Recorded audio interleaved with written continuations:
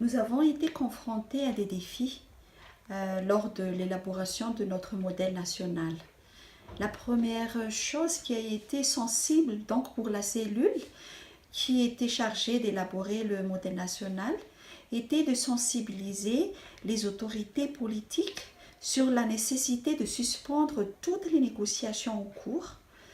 alors que certaines annonces ont été déjà faites pour la signature de certains accords ou le début de nouvelles négociations. Ensuite, nous ne pouvions pas juste faire du copier-coller ou de procéder à des mélanges des différentes dispositions et ensuite l'incorporer dans notre modèle. Des travaux de mise en appropriation des enjeux juridiques, des réformes ont été nécessaires pour la cellule et donc nous avons mobilisé beaucoup de temps et nous nous sommes organisés de telle façon à ce que nous pouvions travailler de manière régulière et toujours en concertation avec les assistants techniques que nous avons obtenus. Et enfin, on avait ce souci-là concernant la nécessité d'avoir un juste équilibre, c'est-à-dire que on voulait bien rédiger un modèle national qui prévoit toutes les mesures nécessaires tout en évitant d'avoir un modèle qui pourrait être perçu comme étant trop strict et qui ferait par la suite l'objet d'un refus de considération par les pays, car considéré peut-être comme non attractif et ne fournissant pas assez de protection, mais contenant beaucoup d'interdictions.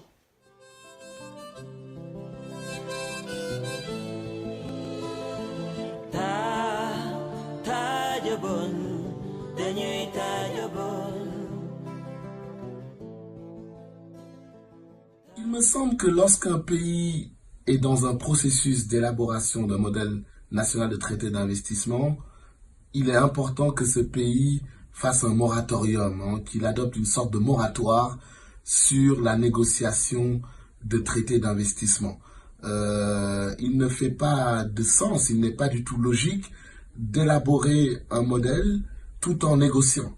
Parce que le risque, c'est que au bout du processus, on élabore un modèle qui ensuite entre en contradiction ou entre en conflit avec des traités qu'on a négociés pendant le processus d'élaboration du modèle national de traité d'investissement. Et donc je pense que pour un souci de prévisibilité juridique, mais aussi pour un souci de courtoisie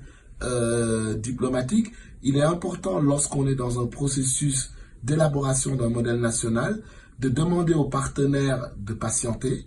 d'attendre que ce processus soit finalisé avant de continuer ou d'entamer de nouvelles négociations. Parce que s'il se trouve que le traité qu'on a conclu est en contradiction avec le modèle qui a été finalisé, il se pourrait que l'État ne veuille pas signer du tout ce traité ou ne pas le ratifier. Et vous savez que parfois, le refus de signer un traité qui a été négocié ou de le ratifier peut créer un problème de confiance avec les partenaires extérieurs, peut créer des situations assez tendues entre États. Et donc, je pense que il est beaucoup plus judicieux pendant la négociation, pendant la formulation, pardon, d'un traité, d'un modèle de traité d'investissement, de s'abstenir de négocier de nouveaux traités ou même de mettre une pause sur les négociations qui, elles, avaient déjà été entamées. Ta, ta,